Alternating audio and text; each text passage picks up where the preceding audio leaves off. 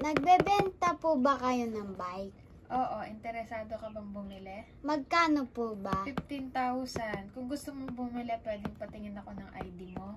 Paano po yan? Wala pa po akong ID. Eh di, ID ng magulang mo. Hindi ko po kasama magulang ko. Kung ganon, hindi kita pwedeng bentahan kasi wala ka pa sa tamang edad at minor ka pa. Kung minor ka, kailangan ng parent consent pero wala rin pala ang magulang mo. Kaya hindi kita pwedeng bentahan. Okay po. The contract between Jane, which is 15 years old, and the salesperson is considered a void contract due to Jane's lack of legal capacity to enter into such an agreement. As a minor, Jane is not legally competent to make decisions about purchasing a vehicle. Consequently, the contract is deemed void, meaning it is treated as if it is never existed.